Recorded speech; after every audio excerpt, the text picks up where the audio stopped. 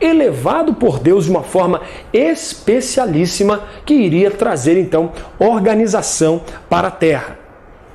É importante dizer isso porque Jesus um dia falou que ele não veio trazer paz e harmonia. E nós aprendemos, conforme os mestres cabalísticos, que o Messias não vem para a geração da paz e amor, para a geração vamos dizer assim, do love, não é? O Messias não vem trazendo uma consciência toda de rosas e tal, não. O Messias, ele vem, na verdade, trazer o fogo da purificação de Deus. Jesus um dia falou disso. Ele diz, não cuideis que vim trazer paz, harmoniazinha, no sentido de tudo flores, não é? Venha, Senhor, porque vai ser tudo bonitinho. Não, o Messias vem, Jesus falou, que veio trazer fogo, que veio trazer justamente essa purificação para a terra.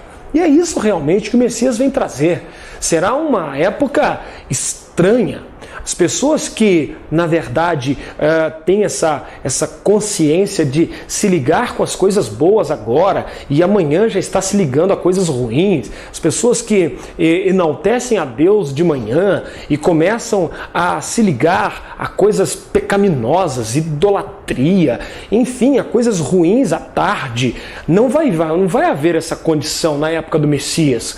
E as pessoas que não estão acostumadas com isso vão sentir isso, vão ser ofendidas por isso, vão ser humilhadas diante desta situação da chegada do Messias. Será algo, como alguns costumam dizer, extraterrestre, porque ele vem com anjos, ele vem com miríades, ele vem com milhares, ele vem, o livro de Enoque, que não é um livro canônico, mas é um livro muito forte e que fala como os profetas falam, ele vem com milhares dos seus santos, e o próprio Judas vai falar sobre isso na sua carta. Ele vem para queimar o que está errado. Ele vem com a sua armada e ele invade, propriamente dito, esse ambiente baixo, esse Malhut, esse reino que está desorganizado por nós, porque o Eterno organiza e nós desorganizamos. Então, o Messias, ele vem justamente para mudar isso, transformar isso. E as pessoas não vão compreender, mas também não terão como tirar da mão dele nada, porque ele é o ungido, ele é consagrado, ele é separado por Deus para assim fazê-lo. Bem, mais um nome que nós temos aqui, que foi usado para Jesus, é Jesus Cristo, o Senhor. O Senhor é um nome que é usado para Cristo, tá certo? Nos campos da adoração e da reverência, Jesus é chamado de Senhor, especialmente depois de sua ressurreição. Olha que interessante surgir a expressão Senhor Jesus. Depois que Jesus ressuscita, surge essa expressão forte, Senhor Jesus. E ele diz assim ainda mais, que somente ocorre no Novo Testamento. Lucas escreveu sobre as mulheres que tinham preparado especiarias para embalsamar o corpo de Jesus e diz assim, chegando ao local, acharam a pedra revolvida do sepulcro e, entrando, não acharam o corpo do Senhor Jesus. Daqui em diante, a expressão em apreço aparece em várias passagens neotestamentárias, ou seja, ele é chamado, como nós vamos ver na página 74, de Kyrios. Olha, leia comigo. A palavra Senhor, no grego, Kyrios, né? Alguns chamam aí, usam a fonética de Kyrios, mas a palavra certa é Kyrios, tá? A palavra Senhor, do grego Kyrios, que é usada com relação a Jesus Cristo ou ao Senhor Jesus, é empregada às vezes apenas para fazer uma referência polida, ou seja, um referencial majestático a um superior. Mateus 3, 27, 21, 29 a 30, em diante. Em outras ocasiões, pode significar simplesmente o senhor de um escravo. Kyrios podia ser usado, por exemplo, para César.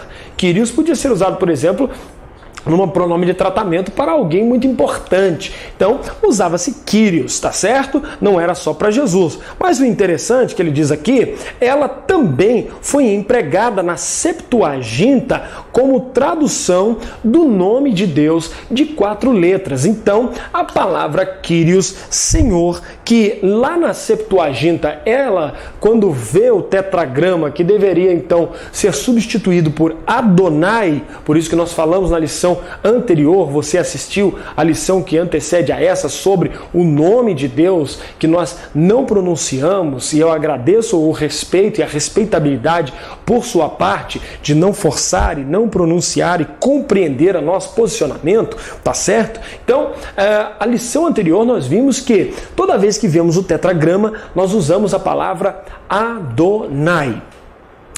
Aqui, neste texto maravilhoso, o nosso autor também diz que esta palavra, e nos ensina uma coisa maravilhosa, que na Septuaginta, aquela biblinha que você viu no livro anterior, de capa azul, né? Lá em bibliologia, não é? Você viu lá de capinha azul, escrito Septuaginta, aquela versão bíblica traduzida para o grego, do hebraico para o grego, quando aparece no hebraico a palavra para Adonai, o nome de Deus, ela traduz para Kyrios, Senhor. Então, Kyrios é um termo empregado para traduzir o nome de Deus mais de 6.500 vezes na versão grega do Antigo Testamento. Nesse caso, qualquer leitor do grego do Novo Testamento reconheceria quando a palavra Senhor era uma referência ao nome do Criador dos céus e da terra, ou seja, o Todo-Poderoso. Esta, por inferência, então, também foi usada para Jesus Cristo. E ela foi usada para Jesus não só por questão desta tradução e tudo mais, mas ela foi usada para Jesus muito mais. Por quê? Porque os Césares do Antigo, do Novo Testamento, os Césares ali da época de Jesus, eles gostavam de ser chamados de Kyrios, de Senhor, pois Senhor dava uma denotação divina para eles. E aí os nossos irmãos do primeiro século passaram a chamar Jesus de Kyrios. Por isso que o apóstolo Paulo diz assim: ninguém reconhece que Jesus é o Senhor, ou seja, que Yeshua é Kyrios, se não for pelo Espírito. Ou seja, ninguém desafia o Império Romano e chama Jesus de Kyrios no lugar do César, ou seja, porque só o César é que poderia ser chamado de Kyrios de verdade. Ninguém desafia o César a ser chamado de Kyrios, senão pelo Espírito. Somente quem chama Jesus de Kyrios desafia o César pelo Espírito. É aquele que tem Deus na sua vida e aceitou o sacrifício de Jesus. Outros nomes e títulos de Jesus que são interessantes são esses. Há vários títulos atribuídos a Cristo no Antigo Testamento. Siló, Gênesis 49:10, que vai falar do Messias, até que venha Siló, tá certo? Maravilhoso, Conselheiro, Deus Forte, Pai da Eternidade, Príncipe da Paz, que está em Isaías capítulo 9, verso 6. Renovo, tá certo? Fazendo um jogo de palavras com Nazaré, não é? Netzer, que quer dizer renovo, tá certo? Que está em Jeremias 33:15, etc. No Novo Testamento, além dos mencionados, encontramos Cristo Jesus, 1 Timóteo 1:15, Senhor de todos, Atos 10:36, Senhor dos senhores, em Apocalipse 17:14, Senhor e Salvador Jesus Cristo, que aparece em 2 Pedro 2:20, e tantos outros nomes interessantes que falam da pessoa e da obra de Jesus Cristo, tá certo? Bem, voltando para a tela, nós vamos continuar olhando para aquele slide que nós já usamos, vamos continuar com ele até o tópico 5, então volta para cá para a gente dar uma olhadinha para ver isso aqui. Veja comigo de novo na tela, continuando a olhar para o nosso slide, nós temos aqui a eternidade de Cristo, a eternidade de Jesus Cristo. Veja comigo, na página de número 75, está nos dizendo o seguinte: Jesus é o Filho de Deus bendito, enviado por Deus Pai, vindo ao mundo, humanizou-se ao ser gerado pelo Pai no ventre de uma moça, a fim de cumprir a vontade divina. As instruções sobre o ministério de sua encarnação foram dadas a Maria de Nazaré, a qual recebeu a visita do anjo Gabriel. Entretanto, a sua casa, saudou-a. Entrando ele lá, não é? Na sua casa, saudou-a. E disse: salve agraciada, o Senhor é contigo, bendita és tu dentre as mulheres. O anjo chega, saúda a Maria como agraciada, e então ela ouve a voz do anjo dizer, e assim por diante, tudo que foi. Bem, continuando, ele diz o seguinte: o anjo instruiu Maria quanto ao processo da encarnação de Jesus. E, no entanto, e no tempo assinalado, o Senhor nasceu numa estrebaria em Belém. É complicado, assim, chamar mesmo de estrebaria, mesmo que o nome hoje para nós modernamente esteja bem adequado, não está errado, estou falando que é complicado para o entendimento daquele que já está estudando uma arqueologia bíblica e assim por diante. Então, para que você entenda, o que está acontecendo ali é que o quarto onde eles estavam, na verdade, é uma despensa onde o dono da casa, de vez em quando, usa para que os seus animais entrem, fiquem guardados no inverno e assim por diante. A pessoa que não tem muita condição financeira e cuida de animais, ele teria ali, então, não teria um aprisco, teria ali um quartinho, uma despensa, que a gente chama até os dias de hoje de manjedoura e assim por diante. Então, Jesus acaba nascendo nessa manjedoura e acaba sendo criado em Nazaré. Na página de número 76, o nosso autor vai dizer o seguinte: Cristo é eterno. Cristo é eterno. E eu queria que você visse comigo na Bíblia, em João, capítulo de número 1. Vamos ler a partir do verso 1, só para a gente ter uma ideia melhor acerca disso. Leia comigo, João, capítulo 1, verso de número 1. Leia. No princípio era o Verbo, e o Verbo estava com Deus, e o Verbo era Deus, e ele estava no princípio com Deus. Todas as coisas foram feitas por ele, e sem ele nada do que foi feito se fez. Nele estava a vida, e a vida era a luz dos homens, e a luz resplandece nas trevas, e as trevas não compreendem. Aí lá no versículo de número 9, está escrito assim: e ali estava a luz verdadeira, que ilumina a todo o homem que vem ao mundo. Estava no mundo, e o mundo foi feito por ele, e o mundo não o conheceu. Veio para o que era seu, e os seus não o receberam. Mas a todos quantos receberam, deu-lhes o poder de serem feitos filhos de Deus, aos que creem no seu nome, os quais não nasceram da carne ou do sangue, e nem da vontade da carne nem do sangue, nem da vontade do homem, mas de Deus. E o Verbo se fez carne e habitou entre nós, e vimos a sua glória, como a glória do unigênito do Pai, cheio de graça e de verdade. Então, nós temos aí um relato do Cristo eterno, ou seja, falando da eternidade de Jesus Cristo, que Jesus estava no princípio com Deus. Ora, isso é muito fácil de entender. Alguém pode dizer: não, é muito complexo, eu não consigo entender Deus, Jesus, essa coisa toda e tal. Não, isso é muito simples de entender. Por exemplo, nós já falamos aqui que o homem tem uma alma e que essa alma se reveste de com três condições. Quais são elas? Você pode lembrar delas? Vamos lá. A primeira delas é o pensamento, a segunda é a fala e a terceira é a ação.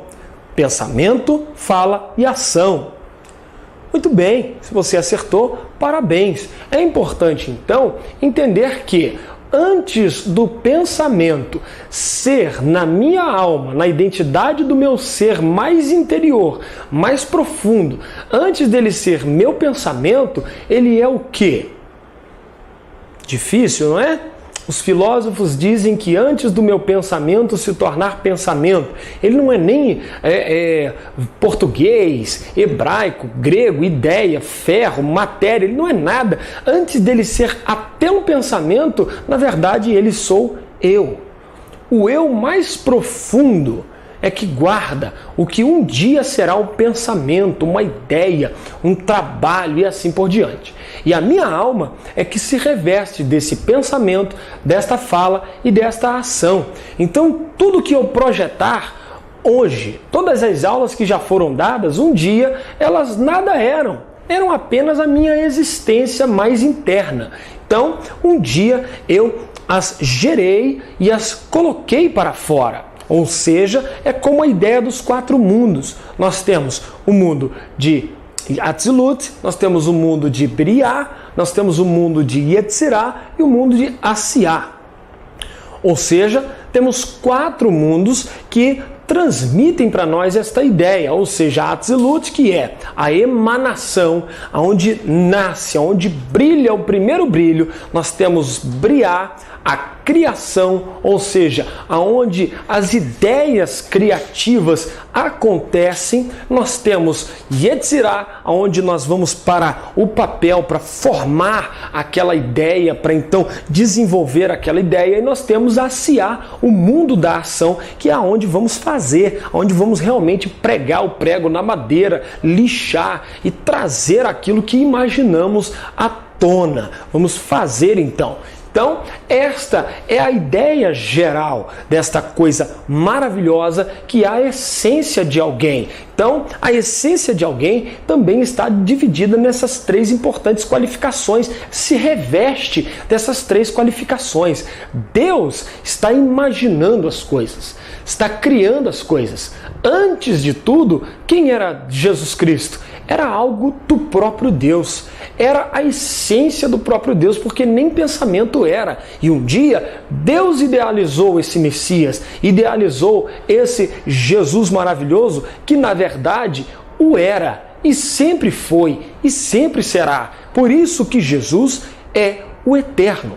Quando Jesus então é gerado, ou seja, é verbalizado, é Ele que cria todas as coisas. É Ele que vai com poder para criar toda a existência. Por isso que a Bíblia diz que por Ele foram feitas todas as coisas e sem Ele nada do que foi feito se fez. Ele é o Criador. E esse verbo é importante entender, porque esse verbo ele vai se fazer carne, mas ainda é verbo, ainda é palavra. Alguém um dia perguntou para mim o seguinte: por que é que o Espírito pairava sobre a face das águas? Eu respondo: o Espírito pairava sobre a face das águas porque a palavra ela não pode ir sozinha. Ninguém que fala simplesmente fala a palavra sozinha. Ele sopra a palavra, ele sopra aquilo que vai. E o vento que está ali, o Espírito que está ali, ele é chamado de Ruach. Ruach HaElohim, ou seja, o sopro de Deus pairava sobre a face das águas. Por quê? Porque era Deus que estava falando, entre aspas, estamos entendendo. Claro que Deus não vai falar com voz, com isso, com aquilo, mas é uma maneira de entendermos o que está acontecendo no ato criativo. Jesus, o verbo, está indo, mas está indo com o quê? O que está levando o verbo para criar as coisas? O que está levando quando sai a palavra da boca de Deus? O que leva essa palavra? O Espírito de Deus. Por isso ele está pairando sobre a face das águas, ou seja, algo mais interno de Deus está saindo. Só que como nós aprendemos na lição anterior, Deus lá na Trindade, Deus e a sua palavra são a mesma coisa, não se dissociam. Claro que você aqui não tem condição de entender, assim como a Trindade não se entende 3 em 1, assim também se alguém chegar para mim no judaísmo e dizer Deus e a palavra são a mesma coisa, eu vou ficar falando, mas é Deus ou é a palavra?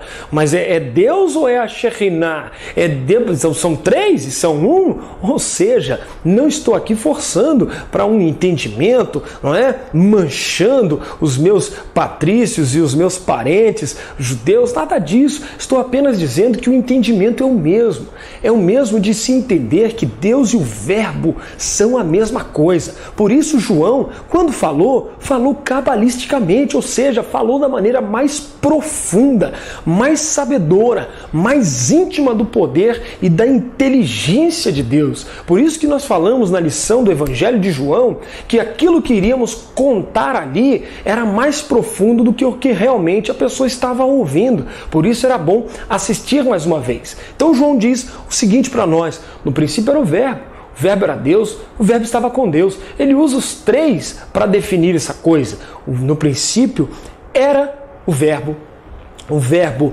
era Deus e o Verbo estava com Deus. O verbo era 2 vezes e depois o verbo estava. Depois ele diz que o verbo se fez carne e habitou entre nós, ou seja, a palavra deixou de ser conduzida, não é, num ambiente abstrato e encarnou. Se a palavra e Deus são a mesma coisa, como diz o judaísmo, a palavra de Deus e Deus são a mesma coisa, então quem encarnou ali não foi um extraterrestre, não foi uma coisa. Quem encarnou ali foi o próprio Deus na manifestação de seu Filho. Claro, alguém pode dizer, mas e ali? Deus deixou o trono e veio e ficou? Não, esse é o pensamento unicista. Mais uma vez eu torno a repetir, não tem como compreender, porque é igual à onipresença do Eterno. Ele está presente em todos os lugares, ele está presente dentro de cada átomo, ele está consciente de cada célula. Como é que ele pode estar aqui agora e estar aí onde você está? Como é que ele pode estar aí onde você está e estar no Japão ao mesmo tempo, consciente, sendo a mesma pessoa? É algo dos mistérios de Deus. E a Bíblia diz que as coisas reveladas são para nós e as ocultas pertencem a Deus. Então, esse mistério maravilhoso diz que Jesus é eterno, pois ele encarna aqui. É Ele que está entre nós. É o verbo vivo de Deus entre nós. Por isso que é só para Jesus que é usado o verbo gerar. Ele não foi criado plenamente na palavra criado, como os cristãos e os ocidentais entendem. Os judeus falar que o Cristo, o Messias, foi criado, a gente até entende dentro de um quadro doutrinário, mas para que os povos entendessem, o Deus eterno inspirou o escritor para dizer, não, ele foi gerado, para dar uma diferenciação para você que é ocidental, compreender que Deus não deixou de ser Deus, Jesus não deixou de ser Jesus, mas ele foi ali encarnado de alguma forma, de uma forma também toda especial, por isso que diz que ele foi gerado. Então o nosso autor ele continua e ele diz o seguinte, Cristo é eterno, ou seja, ele igual ao Pai, sempre existiu junto ao Pai, com o Pai, é o Pai e então foi um dia encarnado, ou seja, tomou uma forma, assim como Deus também nunca deixou de existir nem deixará, ao passo que no dia em que ele fala com Abraão, com Moisés, ele se apresenta, mas sempre existiu, tá certo? Então, o nosso Senhor também, não é porque um dia ele nasceu de Maria que, não, foi agora que ele passou a existir agora, olha só, coisinha linda e tal. Não, não é dessa forma. Quem olha para o Monte Sinai e vê Deus descendo ali vai querer dizer assim, Deus passou a existir agora, Deus está ali agora, nós não tínhamos Deus, Deus não existia. Não, de maneira nenhuma. Não é porque eu não conheço o José, não sei, o José Silva, que trabalha lá no Japão, não é porque eu não conheço ele, não tenho ideia de que ele existe, que ele vai deixar de existir. Ele está lá, está trabalhando, tem família, está vivendo e tem de tudo e sem eu ter consciência da sua existência. Mas ele existe. Assim é Deus, assim é o Senhor Jesus. Não é porque alguém não conhecia ele na eternidade que ele deixou de ser e de existir. E ele diz aqui, é verdade que como filho do homem, o seu nascimento marcou uma fase da história. Contudo, quando visualizamos o ponto de vista divino, ele é eterno. Quanto ao ponto de vista do divino, daquilo que ele é em essência, nós vemos que ele é eterno. E não somente isso, ele é o Pai da eternidade, porque todas as coisas foram feitas por ele. E sem ele nada do que foi feito se fez. Ou seja, no quadro mais profundo da Bíblia, da Torá, da lei de Deus, do Pentateuco, que nós chamamos alguns chamam de Cabalá e tal, e ficam assim chateados porque essa virou uma doutrina espúria pela mão de gente ruim que manchou essa doutrina. Mas quando nós estudamos essa doutrina de uma forma mais séria, mais sincera, mais profunda, nós entendemos ali que Deus ele está no seu eterno perfeito e através de uma camada, não é? De um tzimtzum, ou seja, de uma contração, ele vai criando todas as coisas através desses tzimtzumim, ou seja, dessas contrações, desses ocultamentos. São esses ocultamentos, ou seja, esse esconder de Deus, que vão criando os céus dos céus, os céus dos anjos e assim por diante, até chegar aqui, o lugar mais baixo de todos, onde nós não enxergamos Deus, não sentimos Deus 24 horas por dia, apesar dele estar aqui. Isso se chama ocultamento. Ele está oculto, mas está entre nós, tá certo? Bem, continuando, ele diz o seguinte: Cristo é o mesmo. Ou seja, o Novo Testamento diz: Jesus Cristo é o mesmo ontem, hoje e será eternamente. Então, nós entendemos que Jesus, ele não deixará de ser quem ele é. Ele é o mesmo ontem, hoje e o será eternamente. Tanto é que as suas palavras nunca, jamais passarão. A humanidade de Jesus Cristo. Veja comigo como nós dissemos na tela. Passamos dos nomes e títulos, a eternidade de Cristo, e agora falaremos da humanidade de Jesus Cristo. Sempre lembrando, como deixamos aqui para você poder observar, que o nome Jesus é um nome grego, romanizado, tá certo? Pois o nome dele lá na época era Yeshua, tá bom? Yeshua. Tá certo? Mas isso é um outro assunto, entraremos nisso mais tarde, tá bom? A humanidade de Jesus Cristo, o Yeshua ou Josué, que era o nome mais comum da época, falava de salvação, Yeshua. Shua dava a ideia de salvação, tá certo? Bem, esse Jesus, ele encarnou, era humano e por isso ele tinha corpo, alma e espírito.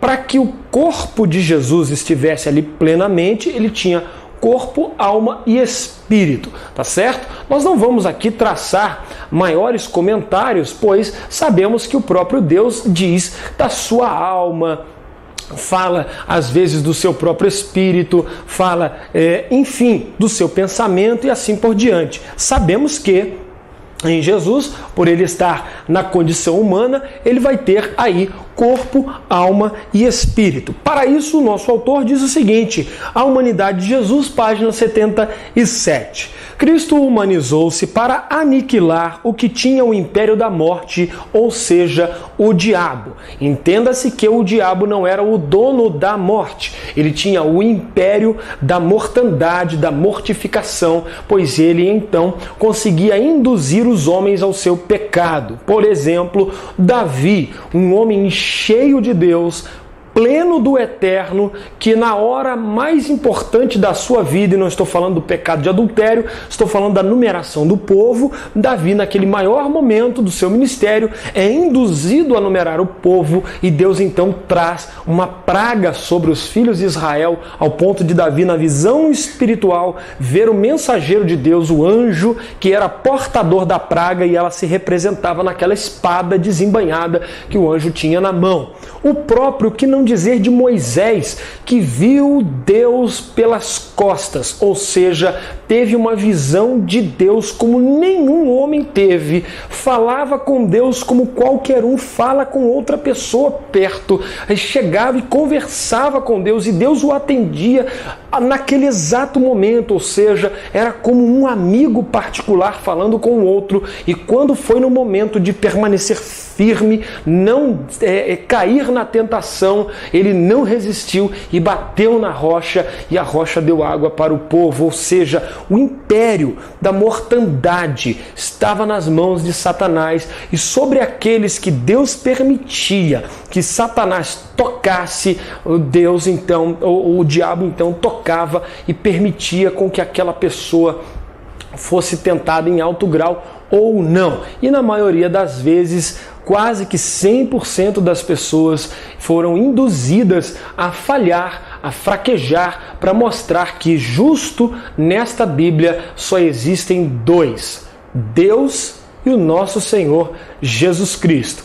tá? Depois a gente explica melhor essa questão, tá bom? Bem, mas aqui ele está dizendo então que o diabo tinha o império então da morte. O autor de Hebreus mostra isso de maneira sublime e sem igual. Ele diz: e visto que os filhos participam da carne e do sangue, também ele participou das mesmas coisas, para que pela morte aniquilasse o que tinha o império da morte, isto é, o diabo. O diabo aqui, ele não tem um nome, tá? Você há de convir comigo, quando a gente estiver estudando grego, você vai ver que o nome grego aqui, diabo, essa palavra, diabolos, tá? É uma palavra para inimigo. Toda pessoa que era um inimigo de alguém era um diabo, tá? Toda pessoa que era uma pessoa que ia contra as ideias do outro, estava ali tentando, como a gente diz aqui, jogar a pessoa no chão, puxar o tapete, enfim, trazer alguma espécie de dano para outra pessoa, era chamado de diabo, pois diabo quer dizer o inimigo,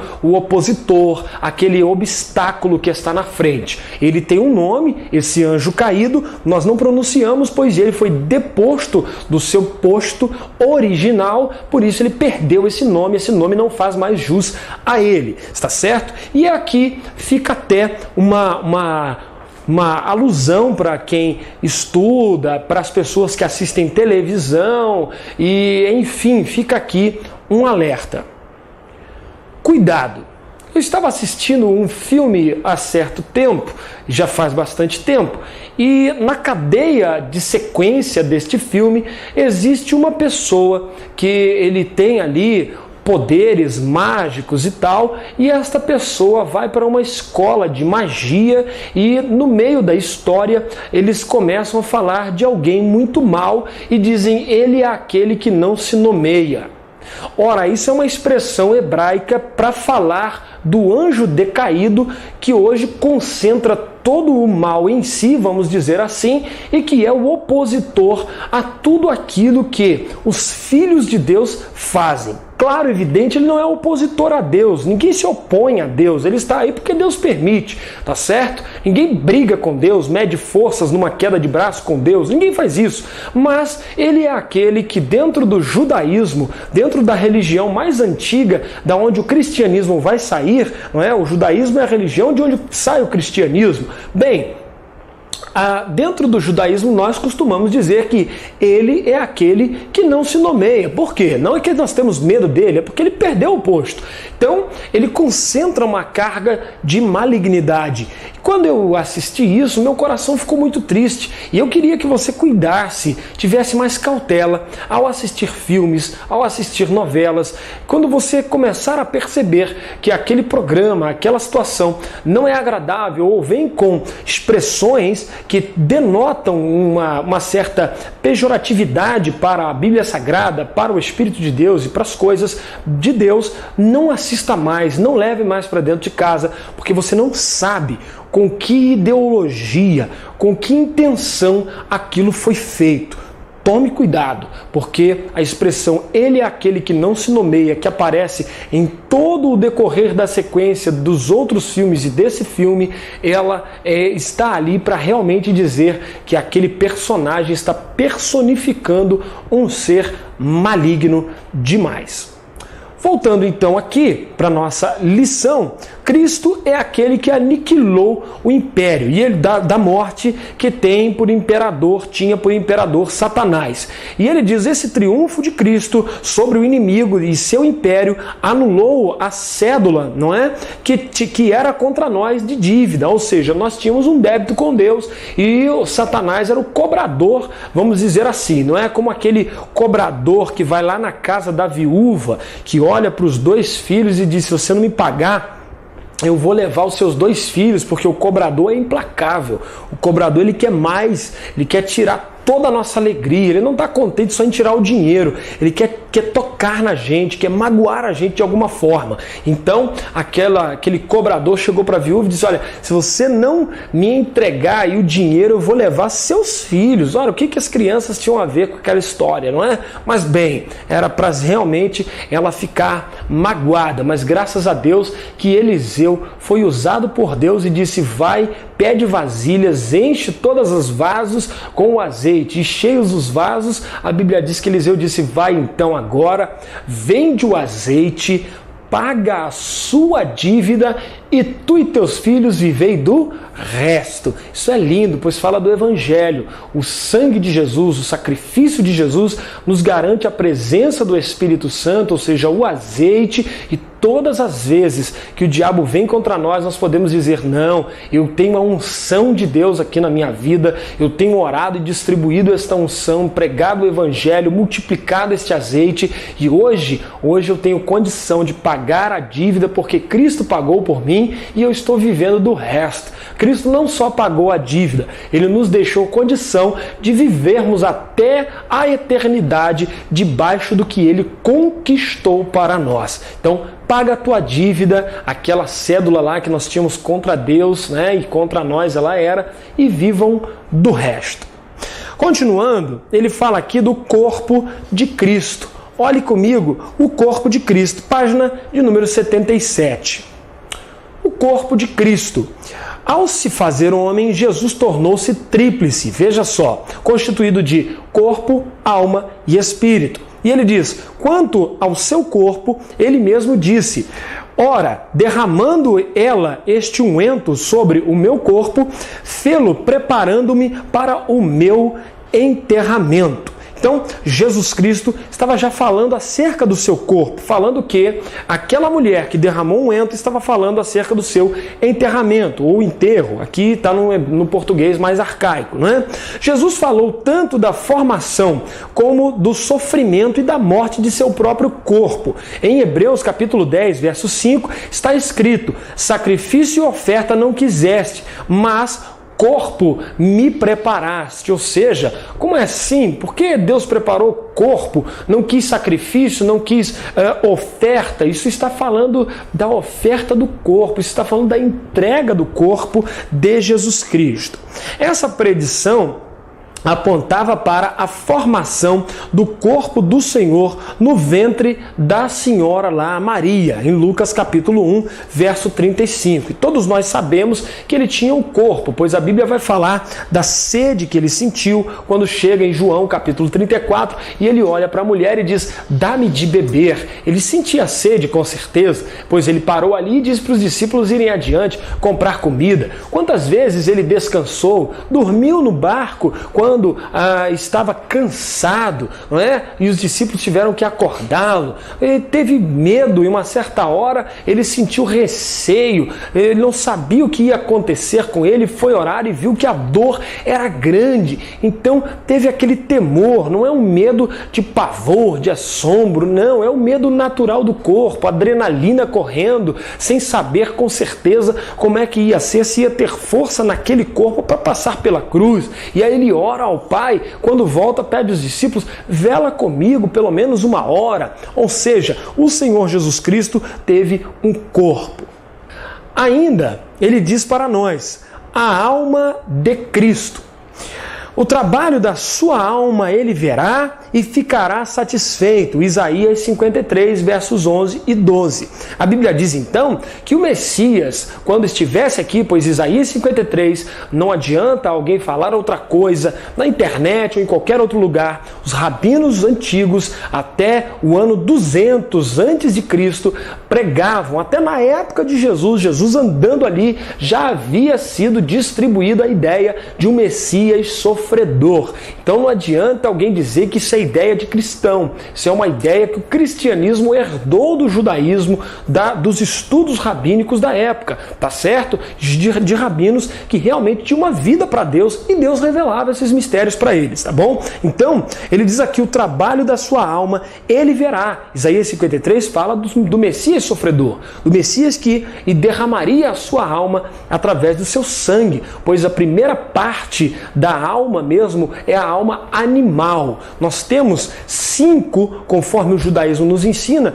5 níveis ou 5 partes ou 5 entendimentos para a alma, tá certo? É Uruar e Yeridá. Não vou falar na ordem, eu não vou lembrar a ordem aqui, é muita coisa, mas Uruar, Yeridá, Hayá, a Nefesh e a Neshama, tá bom? Essas 5 partes da alma, elas que fazem toda a conotação para o nosso corpo se mexer mexer e assim por diante. E essa última alma, a Nefesh, que é essa alma que, ao que tudo indica, é uma alma mais próxima aqui, é a alma que liga a alma do homem espiritual com a alma animal, que é o sangue que está na carne. Então o sangue é a alma do corpo. Por isso nós somos proibidos de comer o sangue, pois é nele que reside todas as partículas que têm características da alma, por exemplo, o oxigênio, que é aquilo que a gente respira, não é aquilo que a gente põe para dentro, e o gás carbônico, que é aquilo que a gente joga para fora, e o restante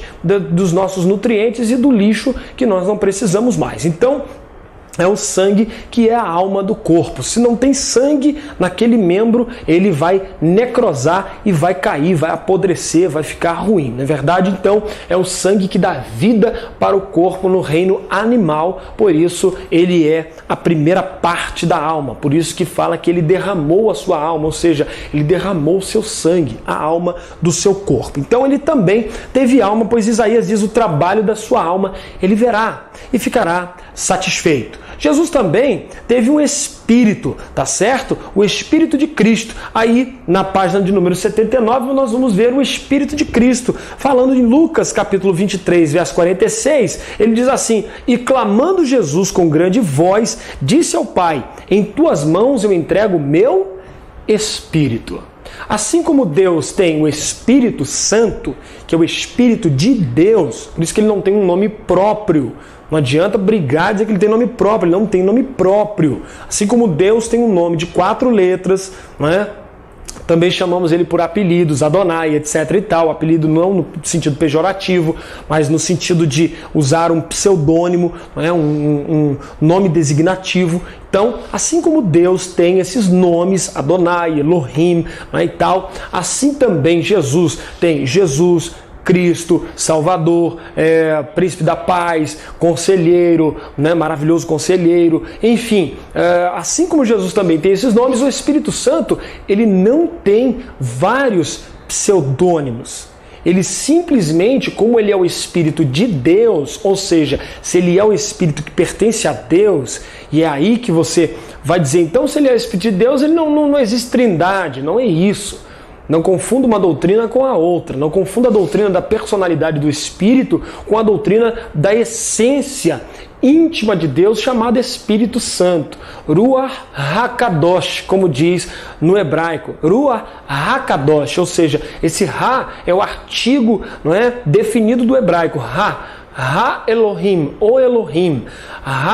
Sus, o cavalo, Hadelet, a porta, tá certo? Então, quando, né, Israel, né, esse Ri é o artigo definido dentro da palavra ali, só lendo ali para você ver realmente onde ele aparece. Então, o artigo definido, ele também pode ser traduzido quando tem um nome próprio ou é de uma sentença que cai na linha do fricativo, dessa regra gramatical chamada fricativo. Quando ele entra nisso, ele se transforma na preposição de, da, do. Ou seja, quando falamos Ruach HaKadosh, ou seja, Espírito o Santo, então devemos, por obrigação, colocar isso fricativamente. Então ele passa a ser o Espírito do Santo, porque Santo é o nosso Deus. Por isso o Espírito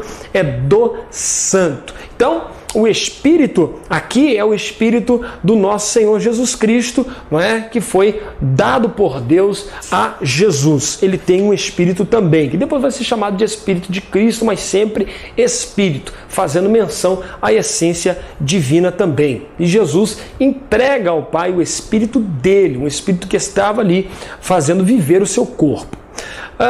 Na página 80, no capítulo de número 4, nós temos a dupla natureza de Cristo. Entenda isso, a dupla natureza de Cristo. É importante você ler isso com calma e não ficar confundir, como o nosso autor mesmo diz. Leia comigo. A dupla natureza de Cristo.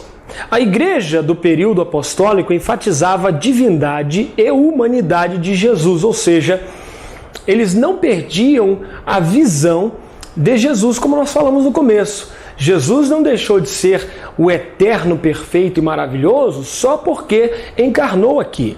Ele não deixou de ser o que ele é só porque entrou em outro carro. Alguém que é milionário não deixará de ser milionário porque um dia resolveu andar de ônibus. Não é verdade?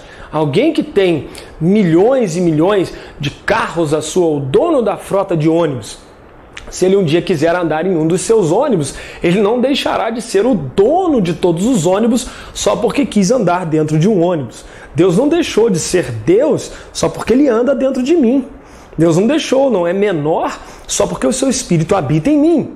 A mesma coisa, o Deus eterno não deixou de ser Deus só porque encarnou-se em Jesus Cristo, ou naquele homem que deram o nome de Jesus, aquele ali era o próprio eterno, encarnado. Ele não deixou de ser Deus porque estava andando num carrinho menor, só porque ele saiu da sua carruagem celeste maravilhosa e foi habitar em um corpo humano, tá certo? Jamais. Eu é que não tenho condição de sair desse corpo para entrar em outro. Isso aí só Deus sabe como fazer. Graças a Deus que isso não acontece, porque senão estaríamos hoje vivendo uma doutrina terrível chamada reencarnação. Glória a Deus que Deus nos livrou disso. A igreja, então, do período apostólico, enfatizava a divindade e a humanidade de Jesus, especialmente a sua origem divina e o milagre de sua encarnação no ventre da irmã Maria, tá certo? Isto é, Jesus, ao andar na terra, era verdadeiro Deus e verdadeiro homem, ou seja, a essência dele era divina, não tinha como tirar isso, tá bom? O conceito de que ele era 50% Deus e 50% homem não tem assim uma coadunação, não tem uma lógica, tá bom? Ele era essencialmente divino, essencialmente humano na sua carne, no seu andar, no seu vestir, no seu fazer, tá bom? Jesus na eternidade estivera com Deus e era Deus, João capítulo 1, verso 1. Ao humanizar-se não deixou de ser divino, pois alguns dos atributos exclusivos da deidade foram manifestos por ele entre os homens. Ao abrir mão voluntariamente de sua glória junto ao Pai, limitou-se esvaziando-se, aniquilou-se a si mesmo a fim de sofrer pela humanidade. Filipenses capítulo de número 2, verso de 6 a 8. Existem algumas doutrinas que foram proliferadas dizendo-se de Jesus como somente Deus ou somente homens. Doutrinas que negavam a divindade de Cristo ou afirmavam somente a divindade de Jesus. Nós vamos ver alguma delas agora. Por exemplo, você tem aí na sua página de número 80 os gnósticos. Quem eram os gnósticos? Os gnósticos, eles eram uma seita, essa seita advinda da palavra gnosis. Gnosis quer dizer saber ou conhecimento, e aqui ele diz o seguinte: é provável que o gnosticismo tenha surgido como um segmento cristão no Egito entre o fim do século I e o início do século II. Muitos documentos do gnosticismo do segundo século foram encontrados, incluindo o Evangelho de segundo Tomé. Os gnósticos formularam 3 conceitos diferentes. O primeiro deles negava a realidade do corpo de Jesus Cristo, ou seja, Jesus não tinha corpo, que estava ali era um fantasma ali andando, aquele negócio todo, etc. Ensinavam que Cristo apareceu na pessoa de Jesus, mas que este nunca foi realmente um ser humano. Tal cristologia é conhecida por docetismo, tá? Docetismo, do grego doque, aparecer ou parecer-se, tá bom? Para eles, Jesus apenas se parecia com um homem, como nós falamos, era um fantasma, né? Era um negócio, tá bom? Bem, afirmavam que não tinha corpo. A segunda vertente ou visão que os gnósticos tinham, né? Uma outra visão deles, afirmavam que Cristo tinha um corpo real, mas negava que fosse material. Veja você, é mais fácil acreditar na Trindade do que acreditar nesta viagem. Como algo pode ser real no sentido corporal, sem ser corpo físico? Como algo pode comer sem fazer a digestão? Como algo pode fazer a digestão sem ter comido? Como algo pode andar na terra sem precisar andar, simplesmente pairar? Ou seja, como algo pode deixar uma pegada no chão sem estar andando na terra? não é? Então fica um pouco complexo, é abusar muito do milagre, é abusar muito do poder de Deus. Deus não precisa fazer essas coisas extraordinárias, tão extraordinárias assim. Não que ele não possa, ele não precisa.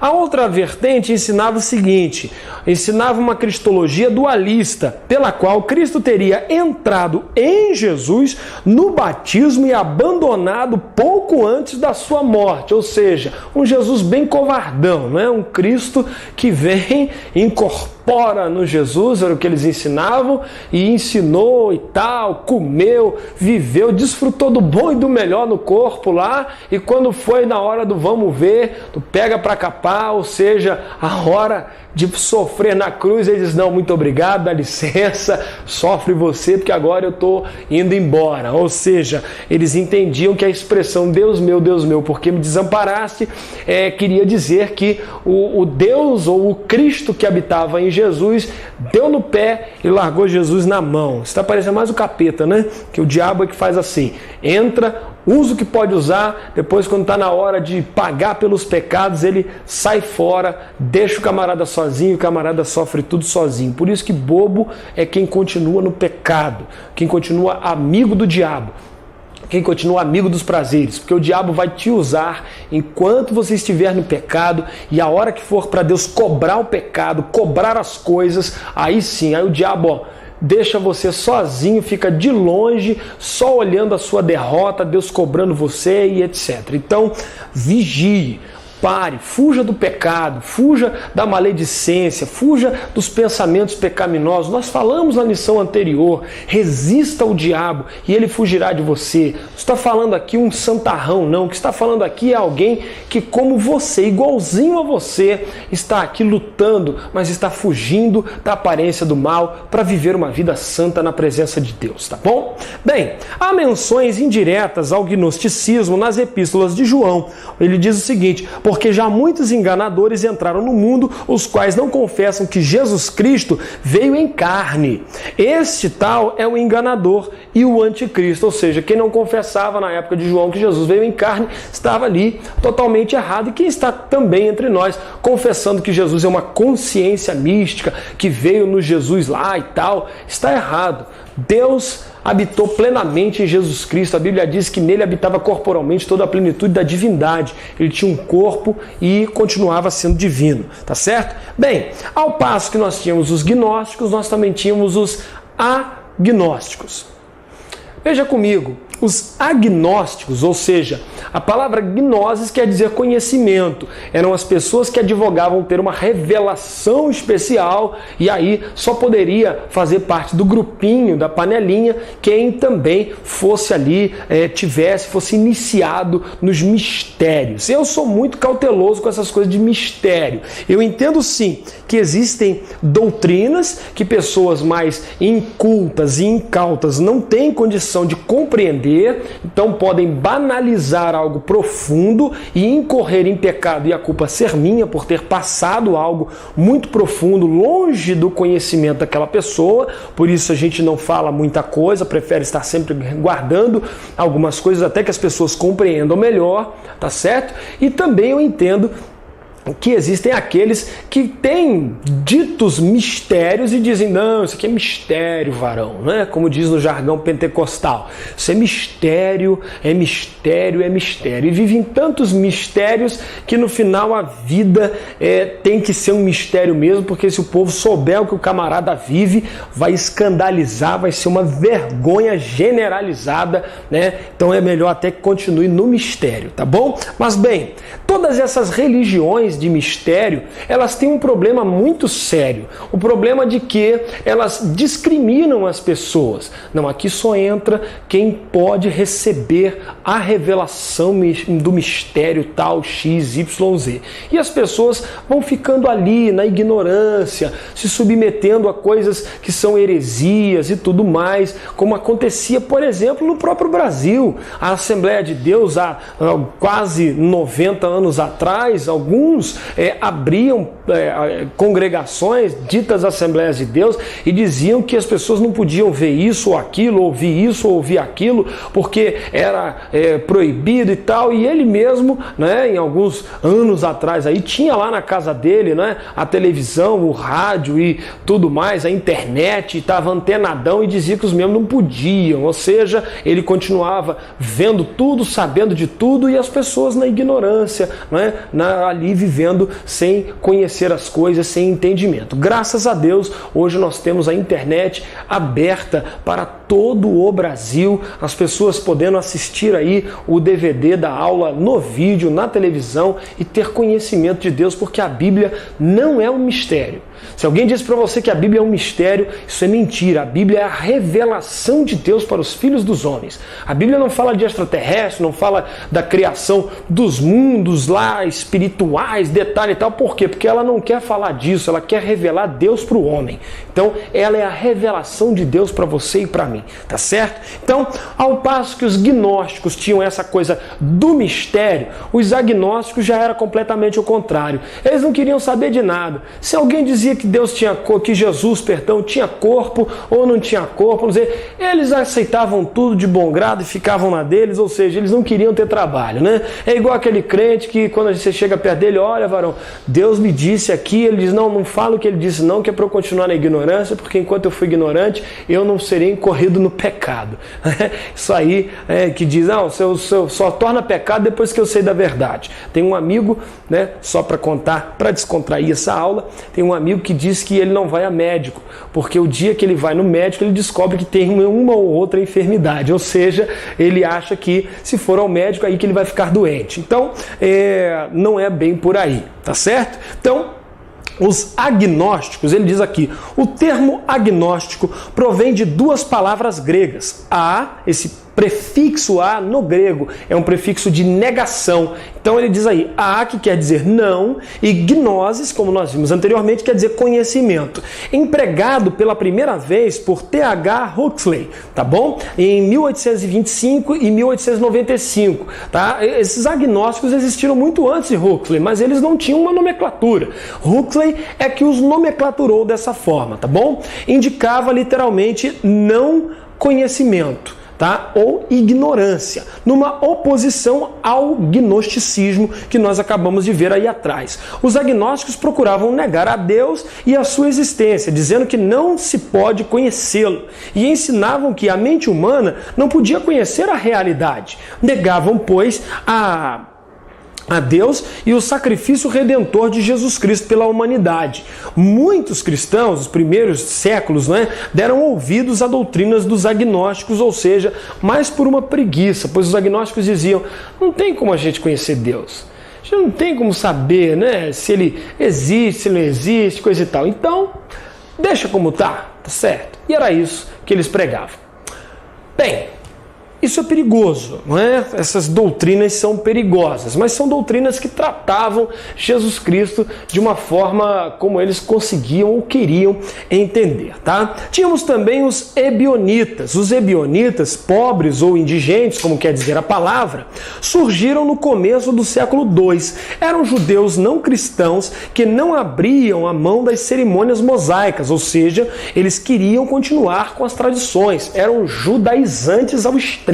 Queriam continuar tocando shofar na festa, nos 10 dias de penitência, lá em Elu e tal. Queriam continuar fazendo circuncisão de goi, de gentio. Queriam continuar lá, enfim, queriam continuar com os rituais judaicos para os gentios, sendo que Paulo muito bem falou que não tinha que dar continuidade a ritual nenhum, os gentios, tá bom? Segundo Justino e Orígenes, havia um dos tipos de ebionitas, os magos e rígidos, tá bom? Os mansos e rígidos.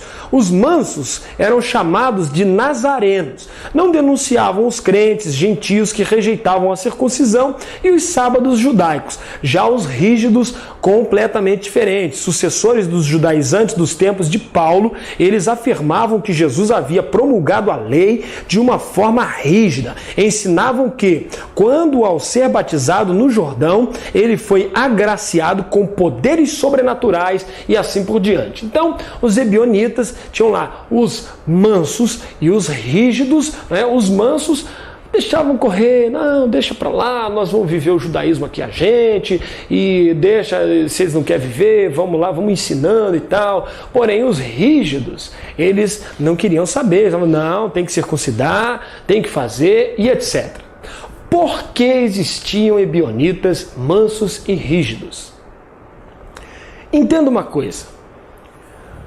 Os ebionitas, que gostavam do judaísmo, que não queriam abrir mão da sua religião, eles vinham de duas escolas em particular, a escola de Hillel e a escola do Rabino Shammai. A escola do Rabino Hillel era uma escola mais leniente. Hillel, uma vez, recebeu uma pessoa que tinha ido para a escola de Shammai. Um certo homem, gentio, foi à escola de Shammai e disse assim, eu quero ser sacerdote. Shammai pegou uma vara e bateu nele muito com aquela vara, espancou-o e mandou-o embora dizendo, você é um cão, é um ignorante, porque ninguém pode ser sacerdote senão os descendentes de Arão, nem os levitas podem entrar no sacerdócio, você está debochando da minha fé. E então aquele homem foi embora, muito triste, e resolveu pedir ajuda a Hillel.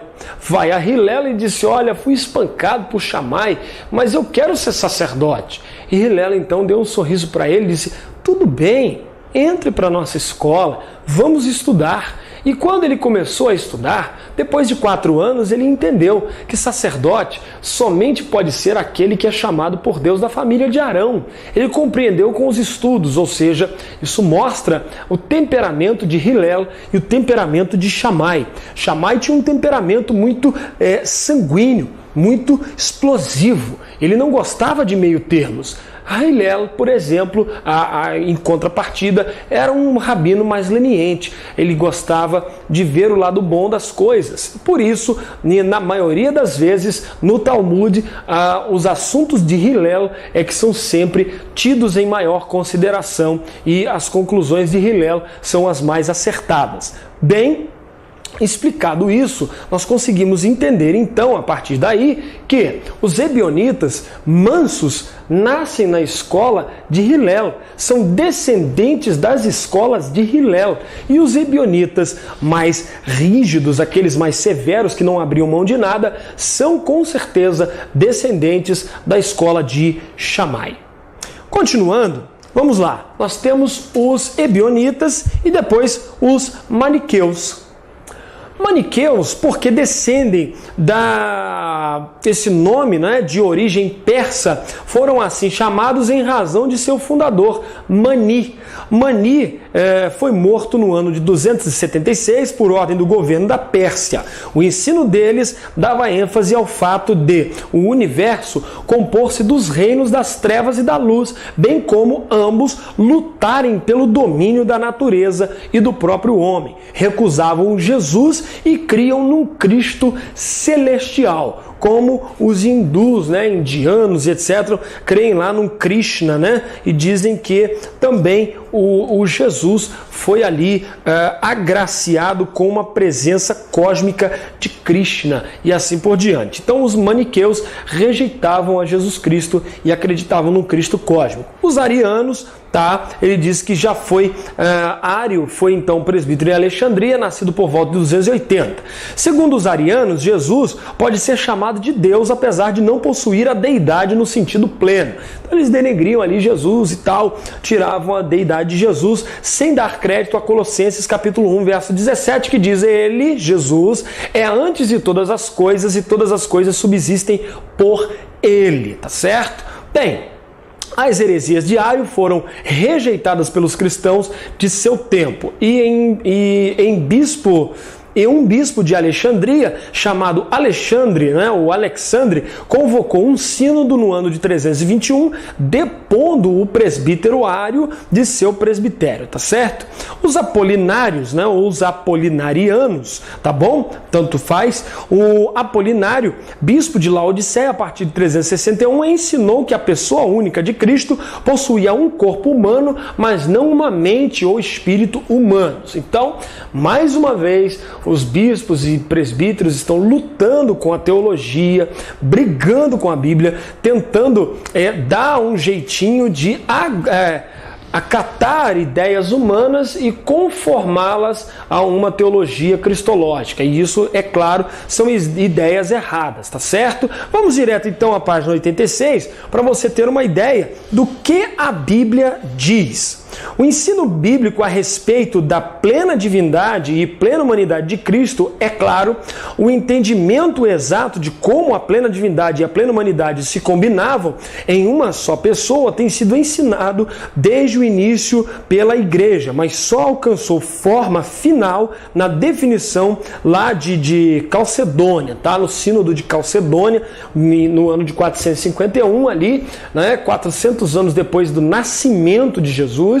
Então ali nesse ano 451, eles então formulam uma ideia mais firme acerca da humanidade e deidade de Cristo. Antes desse período, diversas posições doutrinárias inadequadas quanto à natureza de Cristo foram propostas e rejeitadas, primeiro pelos apóstolos, depois pelos chamados pais da igreja, no caso do gnosticismo, que surgiu ainda quando o Novo Testamento estava sendo escrito. Então, os apóstolos tiveram condição de refutar com maior força, tá certo?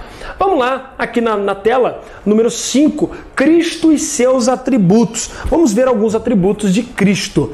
Cristo, ou o Messias, e seus atributos. E ele diz aqui que Cristo tinha alguns atributos como Deus, tá certo? Ele fala de onipotência, onipresença e onisciência, tá certo? Nós vamos entrar em detalhes, porque aí acabaríamos retornando à teologia própria ou à teontologia, porque falar desses atributos no Jesus em carne é muito complicado, tá certo?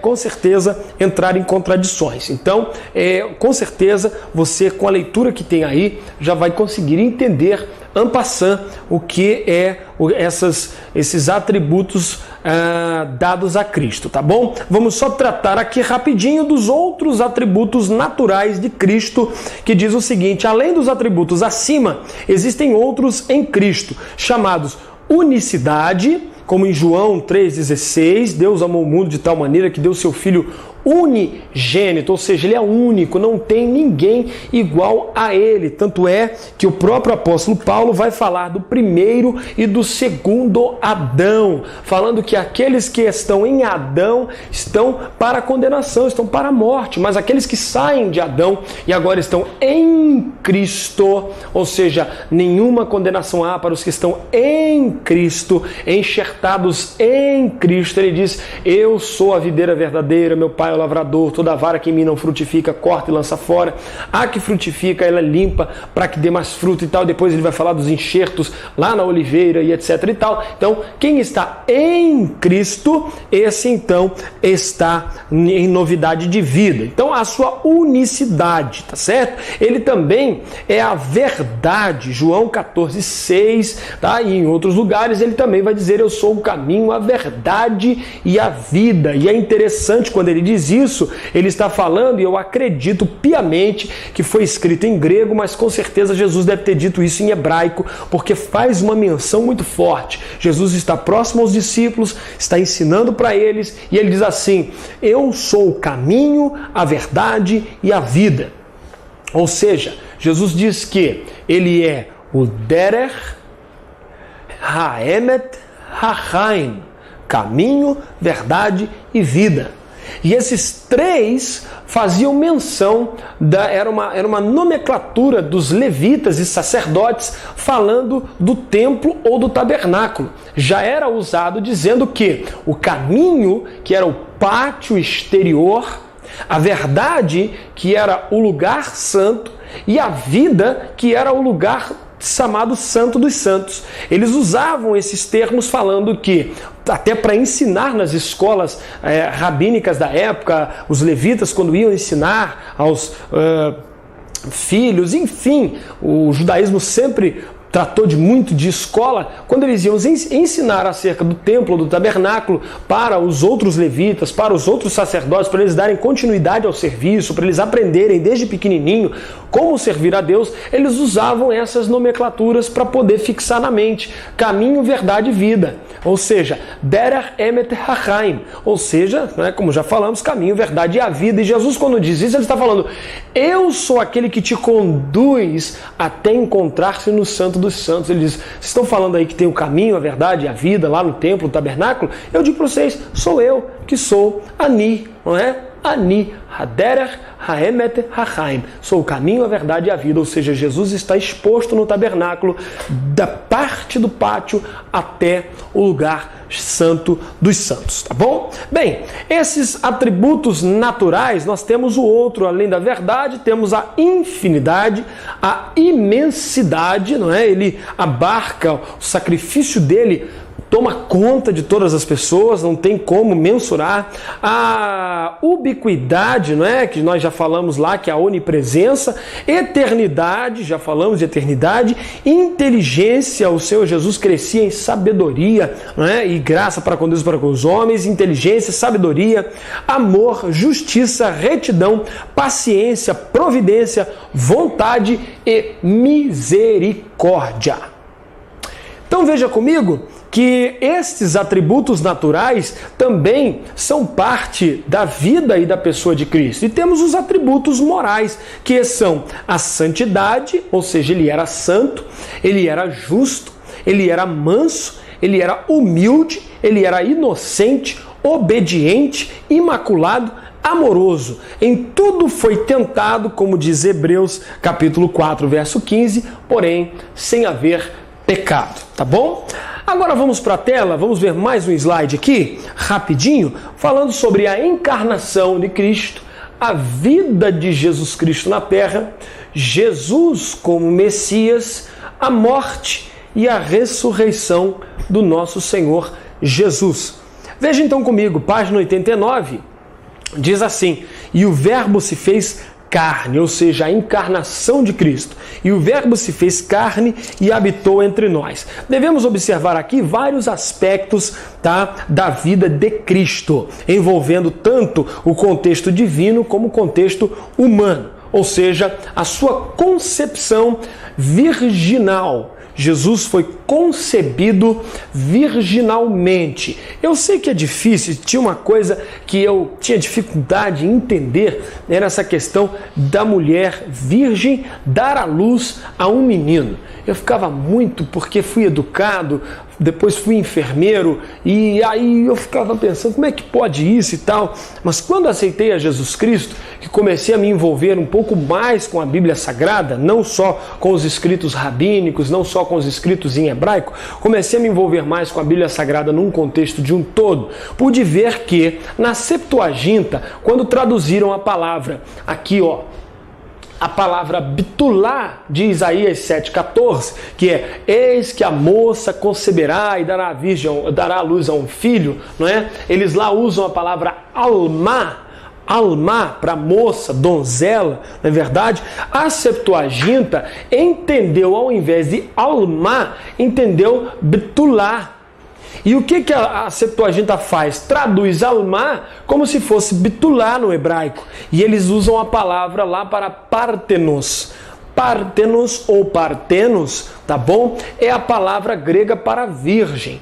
Ora, quem traduziu a Septuaginta não foram os gregos, foram os judeus. Então, eles entenderam que partenos ou partenos era a mesma palavra para alma nesta profecia aqui. Ou seja, entenderam que alma aqui, na verdade, significaria bitulá. Tá certo?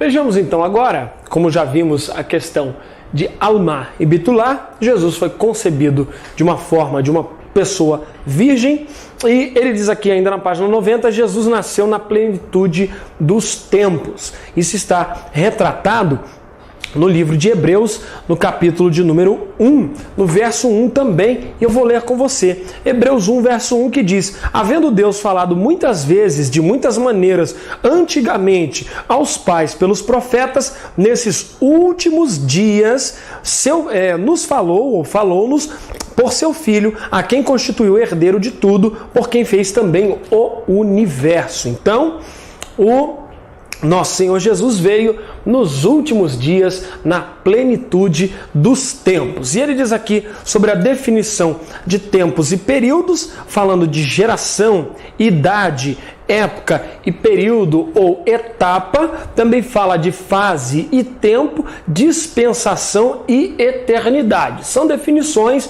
nós não precisamos nos ater a elas, tá bom? No sentido de explicá-las, já estão aí definidas, tá bom? Jesus nasceu em Belém. É importante notarmos isso. Jesus teve um local geográfico onde nasceu.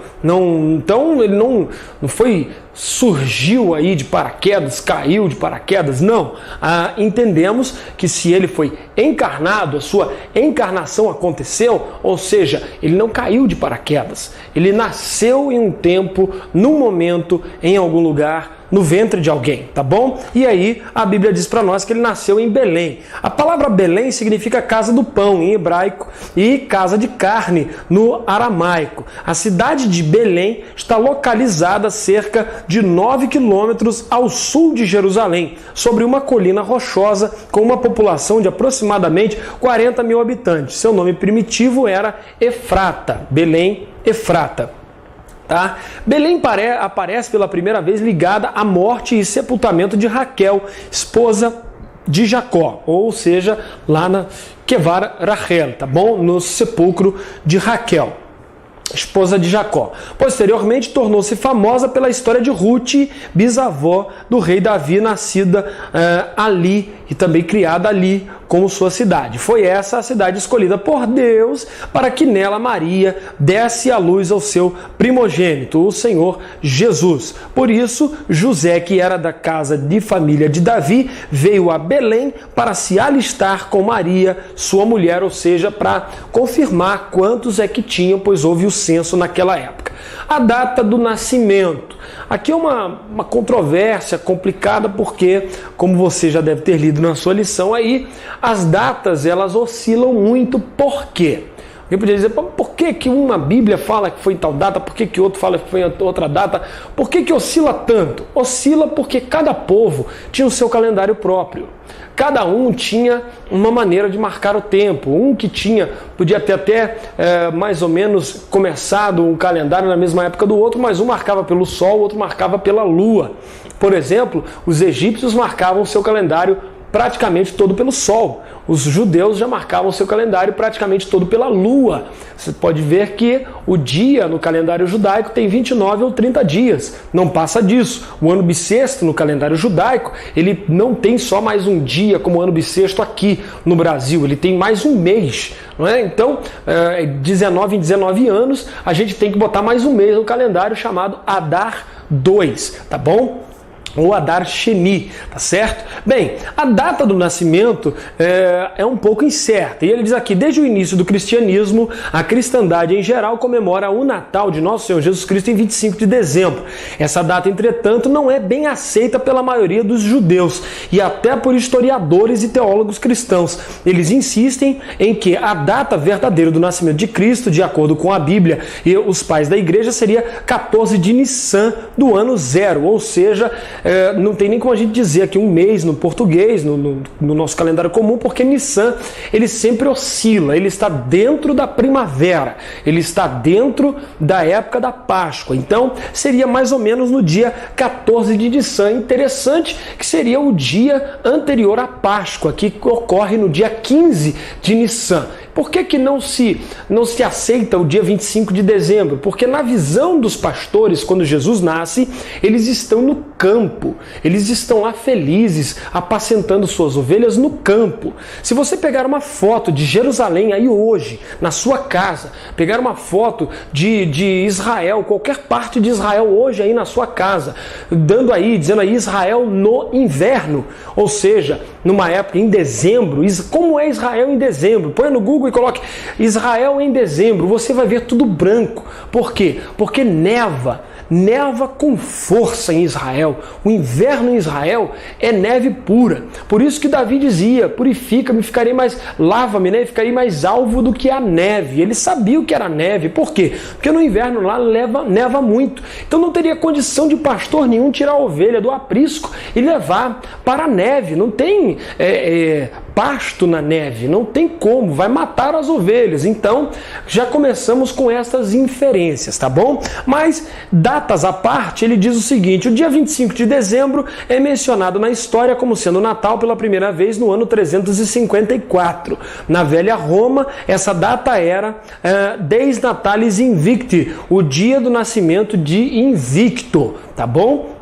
Segundo informações de escritores contemporâneos, o princípio do século III, em alguns círculos da igreja cristã, se celebrava o aniversário natalício de Jesus Cristo no dia 6 de janeiro. Existe até uma tradição de se doar romã, não é? Porque fala da visita dos reis magos ou algo parecido, uma tradição cristã não confirmada, não tem nada histórico que confirme isso, tá bom? É uma tradição apenas, tá? Depois dessa data passou-se a se referir ao batismo e não ao nascimento de Jesus. No século IV foi oficializada a data de dia 25 de dezembro. Então, como ele vai falar aqui, a visita dos anjos, etc., como nós já citamos, então a data é um pouco incerta, porque, como nós falamos, os reis, eles tinham seu próprio calendário e assim por diante.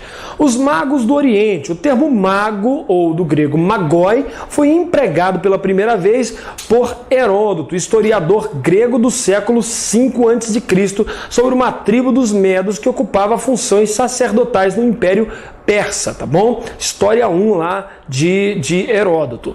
Outros escritores clássicos mencionam o termo como sinônimo de sacerdote, completando isso o texto, né, ou corroborando isso ao texto de Daniel, capítulo 7, verso 20.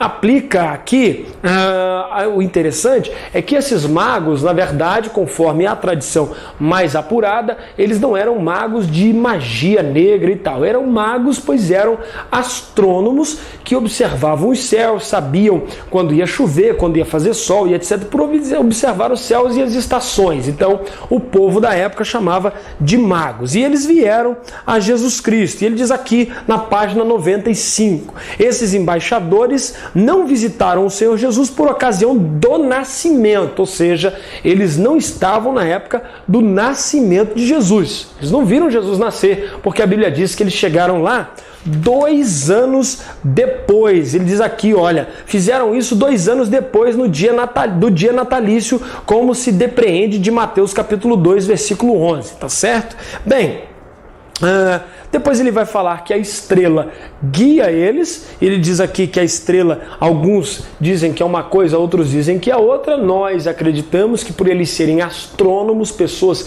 que observavam os céus, assim como Daniel, assim como os persas, eram muito ligados a essa coisa de céu, de estrela, etc. Com certeza eles eram observadores dos astros, dos céus, dos planetas, como nós vemos aí, placas babilônicas, placas persas e isso tudo mais. Então, eles estão observando a estrela, ou seja, o sinal celeste que dava entendimento de que o Messias nasceu. E a Bíblia diz que a estrela para justamente em cima da casa onde está Jesus e sua mãe, ou seja, o sinal que eles viam no céu, foram acompanhando e foram vendo, até aquele sinal parar justamente em cima daquela residência. Rapaz, então é aqui deve ser a casa desse menino Jesus. É importante dizer, alguém pode dizer, não, isso é loucura, não é? Isso é forçação de barra. Não, é importante dizer que os homens da antiguidade tinham uma precisão incrível em todas as observações que faziam, e os estudiosos já observaram que as pirâmides de Gizé, ou Gizé, não é? Que estão lá milhares de anos antes de Cristo, foram feitas com uma precisão matemática na escala de Pi até a 4ª casa decimal, ou seja, 3,143 e por aí vai. Então, até a quarta casa decimal, os egípcios produziram as pirâmides, ou seja, com uma precisão matemática incrível e incalculável, tá bom? Então é importante notar isso, que esses homens com certeza eles tinham o mesmo conhecimento. Voltando aqui, nós vamos lá, olhando aqui para a tela, tá? A vida de Jesus na terra, sua obediência. O que mais marcou a infância de Jesus foi a sua obediência a Deus e aos seus pais. A Bíblia vai dizer para nós em Filipenses capítulo 2, verso 5 em diante: tendes em vós o mesmo sentimento que houve em Cristo Jesus, que sendo Deus, não tomou por usurpação ser igual a Deus, antes aniquilou-se a si mesmo até a morte e morte de cruz, pelo que Deus o exaltou soberanamente. E aí, ele vai falar que deu um nome acima de todo nome e tal. Então, Jesus Cristo obedeceu até o final, ao ponto de ter morrido uma morte de cruz. Bem, a vida adulta de Jesus. Lá na página de número 99, nós temos o seguinte: partindo da manjedoura, temos a seguinte ordem cronológica de seu crescimento.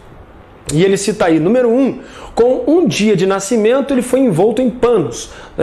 Número 2, 8 dias após foi conduzido ao ato da circuncisão, Lucas 2, 21. Número 3, 41 dias depois, seus pais o levaram ao templo para apresentação. 4, talvez 2 anos mais tarde é visto pelos magos. 5, não sabemos que espaço de tempo ele passou no Egito, mas antes dos 12 anos aconteceu o seu regresso do Egito. Tá? Número 6, após os seus 12 anos, as escrituras fazem mais algumas referências à sua vida física, falando de Lucas capítulo 2, 43 a 46. Alguns teólogos fazem objeções quanto aos 18 anos de silêncio da vida de Jesus e advogam que não temos nenhuma outra fonte de informação quanto a isso, a não ser o que diz a tradição. Bem, entretanto, as escrituras quebram esse silêncio depois dos 12 anos e temos algumas informações, como está escrito em Lucas 2,52, que diz: e crescia Jesus em estatura. Ainda diz: e chegando a Nazaré, onde fora criado, ou seja, dizendo que Jesus foi criado ali em Nazaré e assim por diante. Ainda na página 99, no segundo parágrafo, na segunda frase, ele diz: a partir dessa época, exigia-se deles, como dos adultos, ou seja, os meninos de 13 anos, tá? Os judeus de 13 anos, em geral, que recitassem 2 vezes por dia a famosa oração do Shema, ou seja, Deuteronômio capítulo 6, versículo de número 4. Ele vai citar também, na página 100, a genealogia de Jesus Cristo, ainda falando da vida adulta, da vida terrena de Jesus. A genealogia de Jesus, e nós temos aí 2 genealogias, uma em Mateus, outra em Lucas, e ele diz que Mateus traça a linhagem real de Davi, desde Salomão até José, mostrando Jesus como herdeiro legal de Davi. Em Lucas capítulo 3, a genealogia cobre um período maior. E ele fala que Mateus vai citar aqui, de Abraão a Davi abrange 1000 anos aproximadamente. De Davi ao exílio babilônico abrange um período de também uns 400 anos. E do exílio até Jesus Cristo abrange um período de 600 anos. O ministério terreno de Cristo. Nós também vamos passar aqui, porque os versos bíblicos estão aí, você com certeza pode observá-los com tranquilidade. Ele diz aqui: Cristo se fez homem, depois servo, sendo rico se fez pobre, sendo santo, como diz Coríntios, 2 Coríntios 5:21, se fez pecado. Isso é importante notar, ele não se fez pecador, ele não era pecador, ele se fez pecado, ou seja, assumiu uma dívida que não era dele, tá? Fez-se maldição, pois a Bíblia diz em Gálatas 3:13, maldito todo aquele que for pendurado no madeiro, e foi contado no meio dos transgressores ali. Tinha 3 na cruz. Quem olhava lá de baixo e via lá em cima no Gólgota, dizia: são 3 ladrões. Então ele foi contado entre os ladrões sem merecer essa conta, tá certo? Então, sendo digno, foi considerado indigno, foi ainda feito menor do que os anjos, anjos, como diz o Salmo 8,5 e Hebreus 2,9, e que devem ter ficado, na verdade, os anjos, né, como diz o autor, devem ter ficado espantados ao verem Deus encarnado como servo, sendo tentado, sofrendo, né, o escárnio, sendo crucificado, mas depois de tudo, ouviram entronizado e glorificado. Tá certo? Bem, página de número 103, tá? Nós temos a morte expiatória do Messias. Temos aí Jesus Cristo como Messias, tá certo? Jesus Cristo como Messias. E ele vai traçar várias profecias messiânicas para você compará-las aí, é um quadro comparativo das profecias messiânicas, e na página de número a página ali falando do ministério do Messias, página de número 106, ele vai traçar aqui o ministério messiânico, falando de Cristo como sumo sacerdote, ou seja, Cristo não é da ordem de Arão, ele é da ordem de Melquisedeque, ou seja, uma ordem anterior. Não está falando que é o Melquisedeque que é o bonzão lá, não, está falando que por não haver ninguém para consagrar sacerdotes, mas Melquisedeque já era um sacerdote do Deus Altíssimo, está dizendo que Jesus também é sacerdote desta ordem, uma ordem anterior, dada divinamente e inspirada por Deus, tá certo? Ele vai falar de Jesus como Rei dos Reis, pois o Messias é rei, é da linhagem de Davi, descendente do rei, maravilhoso, e vai falar de Cristo como profeta, pois em vários lugares, como nós já falamos, as pessoas diziam, um grande profeta se levantou entre nós e Deus visitou o seu povo. Agora sim, vamos falar a morte expiatória de Jesus. E o que temos a dizer aqui é simplesmente o seguinte: se Jesus não morresse, os nossos pecados continuariam ainda aí. Era necessário a morte de alguém, um animal, alguém tinha que pagar o preço para que nós pudéssemos ser perdoados. Como o sangue de bodes e de carneiros não serve para perdoar os pecados, apenas para cobrir os pecados, Jesus Cristo topou, encarou o desafio e veio, tornou-se plenamente homem, foi santo no alto grau da palavra e aí sim, foi morto, e a injustiça que fizeram com ele, eu sempre digo isso, foi uma injustiça, ele não merecia morrer, ele era santo, ele era limpo de tudo, mas a injustiça que cometeram com ele, ele disse: Pai, a partir de hoje eu quero apenas aqueles, então, que vierem a mim e eu os justificarei através dessa injustiça que fizeram comigo. Por isso o Salmo diz: pede-me e lhe darei as nações por herança, tá certo? Então, depois, já para o final, nós temos a ressurreição de Jesus Cristo. Ou seja, se Jesus morre e não ressuscita, seria o maior mártir da história. Seria aquele que realmente todos falariam do seu martírio até o dia de hoje, mas nós não teríamos a graça de poder dizer: receba Jesus no seu coração. Mas graças a Deus que Jesus morreu, mas ao terceiro dia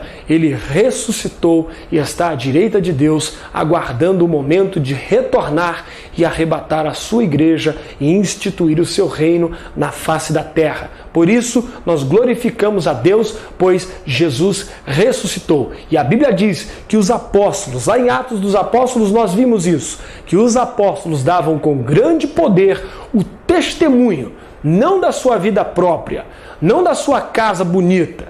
As pessoas andam hoje dando testemunho da casa própria, testemunho do carro novo, testemunho daquilo que ganharam. Os apóstolos não faziam isso. A Bíblia diz que os apóstolos davam com grande poder o testemunho da ressurreição do nosso Senhor Jesus Cristo. Então, que você possa entender que a morte de Jesus foi necessária e a sua ressurreição providencial, maravilhosa, vinda e advinda de Deus. Deus, então, tem para nós esta mensagem maravilhosa na Cristologia, dizendo que Jesus veio, encarnou-se, habitou entre nós, morreu, ressuscitou e retornará. Esta é a mensagem cristocêntrica. Você terá aí uma bibliologia vasta no final do seu livro para poder estudar mais sobre a Cristologia. Faça o questionário, revise-o, estude a lição mais uma vez, assista o DVD nos pontos que você não conseguiu entender muito bem, e aí sim você terá êxito na sua lição e na sua avaliação final. Deus abençoe.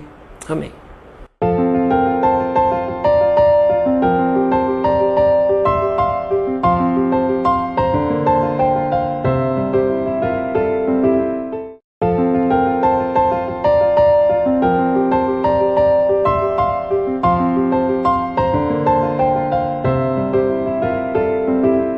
Estamos de volta para mais uma lição. Estamos estudando o livro de Teologia Sistemática 2 e já vimos a doutrina da Trindade, já vimos algumas outras doutrinas e agora entraremos na doutrina chamada paracletologia ou pneumatologia, né, ou pneumagiologia. Tem alguns nomes que são usados em alguns círculos teológicos, dependendo da linha interpretatória desses círculos teológicos, da linha tradicional teológica desses círculos, eles vão cada um chamar de uma maneira. Bem, para essa aula nós vamos dar uma rápida rememorização naquilo que a gente já viu e ver o que vamos ver agora e ver o que vamos continuar vendo para frente, tá certo? Então, redundâncias à parte, nós vamos dar uma olhada naquilo que vai ser passado nesta lição e o que já foi passado também. Para isso, olhe para a tela, veja comigo, rapidinho, só para a gente rememorar aquilo que a gente já falou aqui, para você ter todo o corpo doutrinário básico em sua mente. Falamos no primeiro livro de Teologia Sistemática sobre bibliologia. Falamos da Bíblia, falamos do seu cânon, falamos do Antigo e do Novo Testamento, historicidade, falamos de tudo aquilo que concerne a Bíblia. Então, a doutrina teológica bíblica, ou seja, a doutrina fundamental de bibliologia, foi tratada em um dos nossos livros. E agora nós tratamos nesse livro, Teologia Sistemática 2, da doutrina da Trindade em geral, conforme podemos ver. Depois tratamos en passant da doutrina de Deus, ou seja, por que en passant? Por que em rápido olhar? Porque é uma doutrina que abrange muita coisa, tá certo? Então falamos sobre teologia, a doutrina de Deus, falamos sobre cristologia, a doutrina de Cristo, falamos agora, vamos passar a falar sobre pneumatologia ou pneumagiologia, que é a doutrina do Espírito Santo. Você pode ver que essa doutrina está dividida em dois tópicos. Por quê? Porque é uma doutrina extensa e pelo Espírito Santo ser aquele que está tratando conosco diuturnamente a partir da ascensão de Jesus Cristo, ou seja, depois que Jesus foi assunto aos céus, o Espírito de Deus é que está trabalhando conosco, nos instruindo, fazendo orar, fazendo as intercessões conosco, ou seja, Ele é que está ornando e abençoando a igreja na pessoa do Espírito Santo. Então, é bem abrangente essa doutrina para nós e é importante conhecermos bem essa doutrina. Por quê? Porque o Espírito Santo é Ele quem nos dá dons, capacita para o trabalho, nos dá a força e o entendimento para fazermos a obra de Deus. Então, precisamos compreender bem essa doutrina. Então, tem bastante coisa a ser falada. Para essa aula, nós continuamos a fazer aquele pedido, que você esteja em oração, que você venha buscar um material de apoio, como dicionários, dicionário bíblico, dicionário de português, venha também estar aí com lápis e papel em sua mão, tá? Ou caneta e papel. Pegue o seu caderno para os seus apontamentos, divida ele em matérias e assim vai ser uma bênção o seu desenvolvimento na área teológica, tá bom? Vamos lá? Vamos começar então Teologia Sistemática 2, Paracletologia ou Pneumatologia, a doutrina do Espírito Santo. Olhe na tela, veja comigo que na página de número 118 nós vamos começar a falar da doutrina do Espírito Santo. E olhando para a tela, você tem aqui um resumo geral desta aula. O que nós vamos tratar nesta aula? O que nós vamos visualizar nesta aula? O que vai ser mexido e o que nós vamos trabalhar em geral? Temos aí então o resumo geral e no número 1, na primeira divisão, nós vamos falar sobre a divindade do Espírito Santo.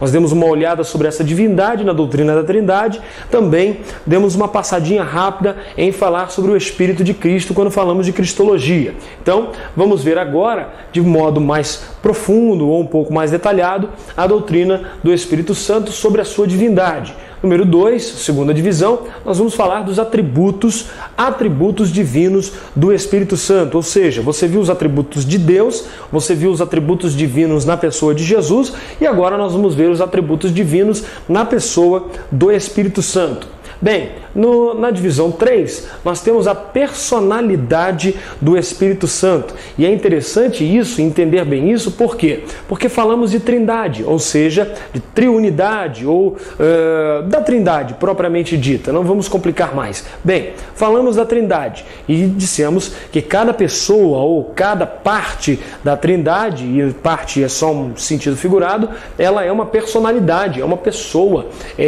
tem um entendimento, um reconhecimento de si, ou seja, entende-se como um eu. Então, nós entendemos que cada uma das partes da Trindade tem uma personalidade, não é uma coisa. Algumas seitas tendem a dizer que o Espírito Santo é apenas uma força ativa, um sopro, um alento ou coisa do tipo. Não. Assim como o espírito do homem não é um sopro, não é um alento, mas é uma parte vital do homem, da mulher, cada ser humano, assim o Espírito Santo também é uma parte vital do nosso Deus. Você vai ver que Paulo vai fazer menção ao Espírito Santo, dizendo que o Espírito, ele penetra as profundezas de Deus e conhece as profundezas de Deus, falando de duas pessoas completamente, vamos dizer assim, diferentes, entre aspas, uma da outra, ou seja, em personalidade. O Espírito é uma pessoa, Deus é outra pessoa, Jesus outra pessoa. Então nós vamos ver a personalidade desse Espírito. No tópico 4, ou na divisão 4, nós veremos o Espírito Santo a partir do dia de Pentecostes. Vamos partir do dia de Pentecostes, pois como já falamos, o Espírito Santo ele vai tratar com a igreja, trabalhar com a igreja, e então tudo que tange a Espírito Santo estará sendo tratado de modo a visualizar a sua ação e atuação com a igreja, tá certo? Então, o Espírito Santo a partir do dia de Pentecostes, que foi o dia em que a igreja realmente foi inaugurada e tomou ali as rédeas da sua história em suas mãos. Bom, no tópico 5 e final, nós teremos as ministrações do Espírito Santo na vida do crente. Ministrações do Espírito Santo ao cristão em geral, na vida do crente em geral. Ou seja, o que o Espírito Santo faz conosco? O que o Espírito Santo tem a ver com a nossa vida? Eu não falo em línguas estranhas, eu tenho o Espírito Santo? Eu não falo, eu não tenho visões, eu tenho o Espírito Santo? Como alguns dizem, eu sou só membro de banco, né? Um membro do banco, ou seja, deve ser um prego, um pezinho do banco, não sei. Bom, alguns dizem, eu sou só um membro de banco, eu tenho o Espírito Santo? Nós vamos ver. Será que se eu não tenho o Espírito Santo, eu vou para o céu, mas eu sou crente?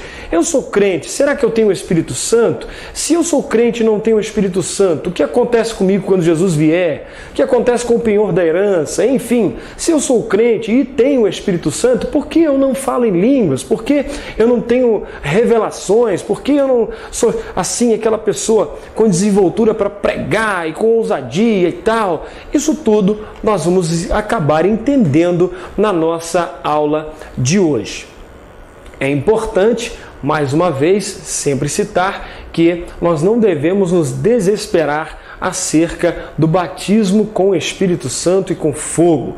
Precisamos ter cautela, precisamos ter sabedoria também, precisamos também ter calma para podermos então deixar o coração sempre em paz, a mente sempre em tranquilidade, para podermos sermos cheios do poder de Deus através do Espírito Santo e aí sim, se Deus quiser, falarmos em língua, se o Espírito quiser, termos visões, enfim, é Ele quem vai distribuir os dons da melhor forma, tá certo?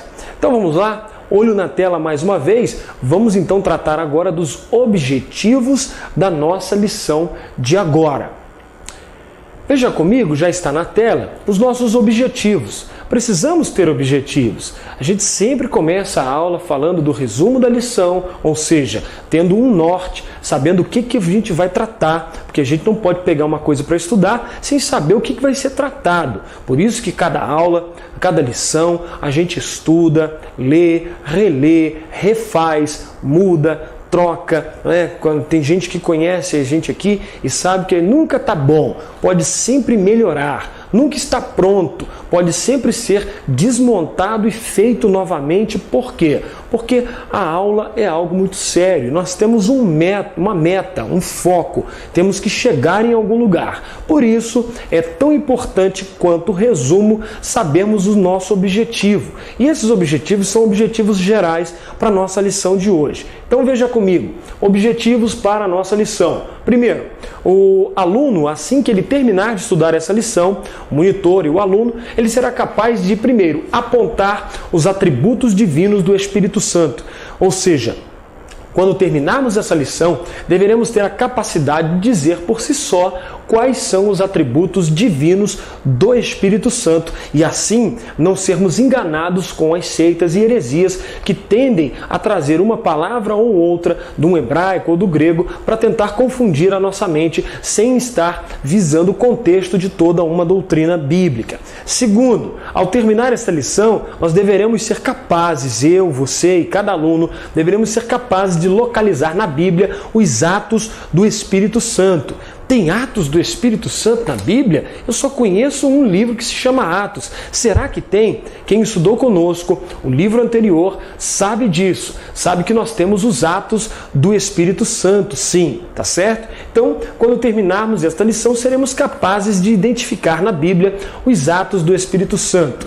Ao término dessa lição, também teremos a capacidade de relatar os fatos relevantes do dia de Pentecostes. No dia de Pentecostes, muita coisa aconteceu em fração de poucas horas. E aí, nós vamos começar a entender, e se estudarmos corretamente, seremos capazes de relatar os fatos mais relevantes do dia de Pentecostes, tá certo? Em último lugar, quarto e último lugar, ao terminar esta lição, seremos capazes de calcular, ou seja, de mensurar a importância da manutenção do poder do Espírito na nossa vida ou na vida cristã. Ou seja, vamos entender que não basta ser cheio de poder um dia, não basta ser cheio do Espírito Santo uma vez na vida. Um dia eu falei línguas estranhas.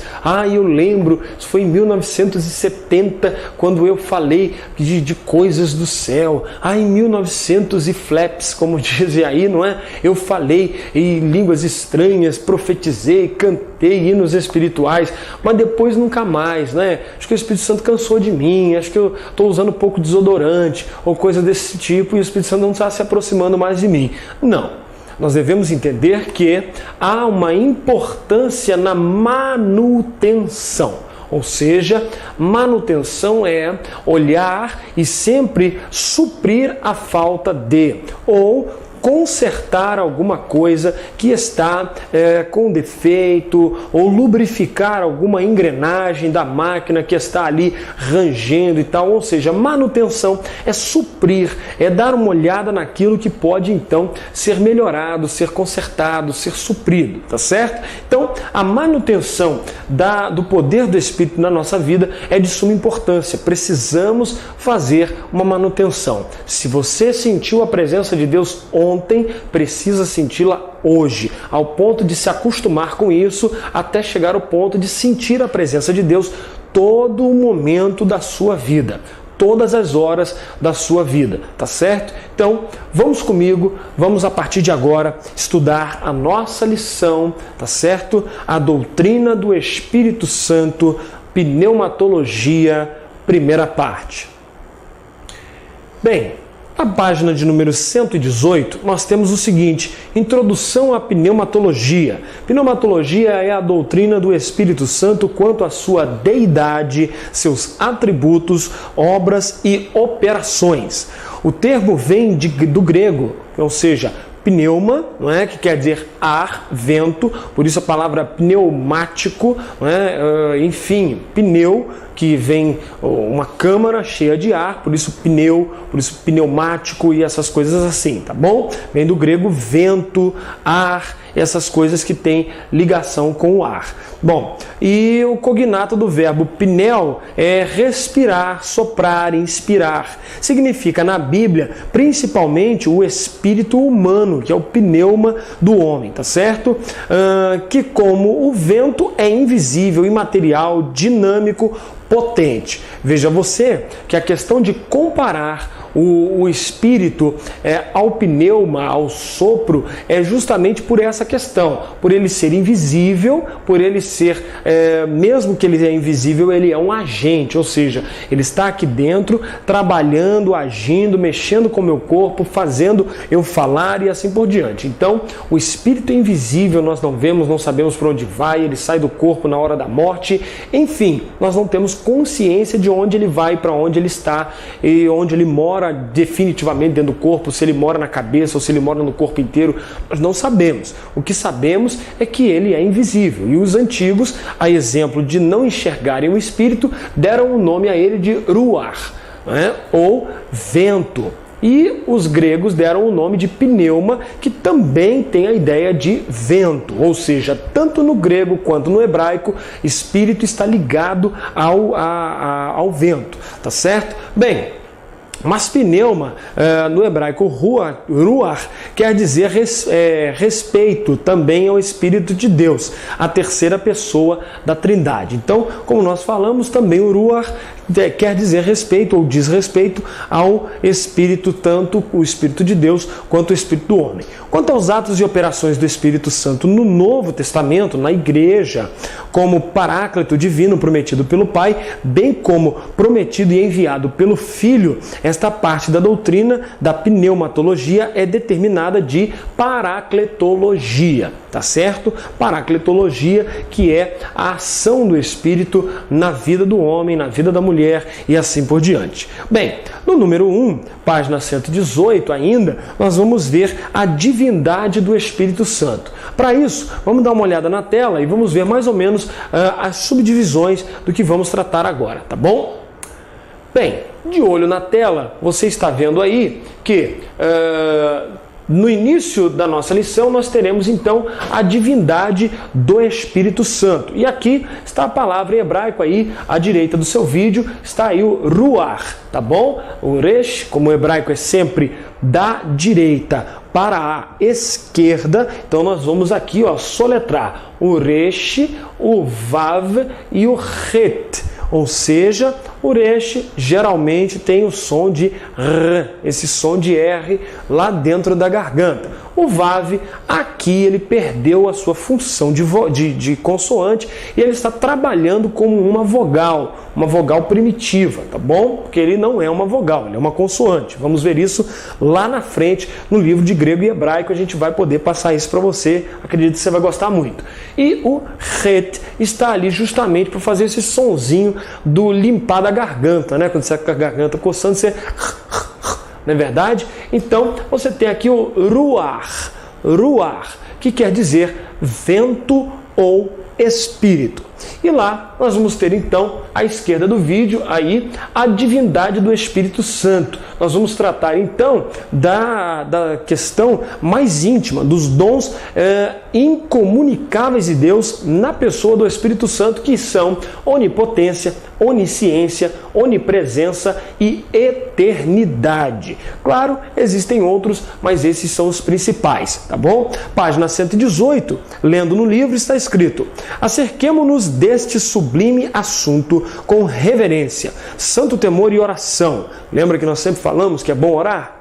Então, tendo em mente que se trata de um assunto assaz difícil, ou seja, tratar do Espírito Santo não é difícil, não é fácil. Até hoje, os judeus, os rabinos que estudam a Torá, o Pentateuco, os profetas, tantos mil anos não conseguem definir bem a questão do Espírito Santo. Então é muito complicado isso e é bom a gente ter cuidado na hora de tratar deste assunto também. Então é um assunto assaz difícil, haja vista o Espírito Santo não falar de si mesmo. João capítulo 16, verso 13. O eterno Deus, o Pai, revela muito de si mesmo nas páginas sagradas. De igual modo, o Filho, mas o Divino Consolador, o Espírito Santo, não.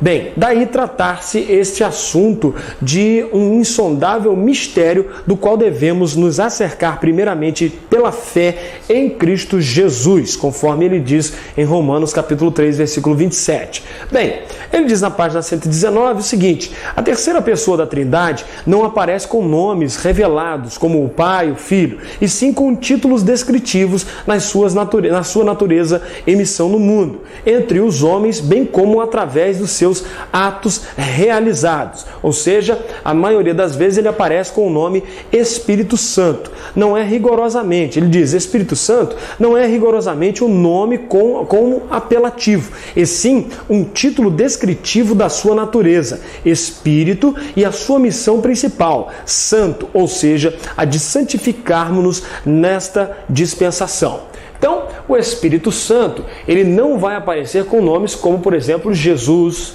Elohim, Adonai, até porque Adonai e Elohim são nomes, na verdade, também descritivos. Mas Deus tem um nome próprio, que tem 4 letras, e nós não nomeamos, nós não falamos, mas você leu e viu no livro, na leitura, quando falou de teologia própria.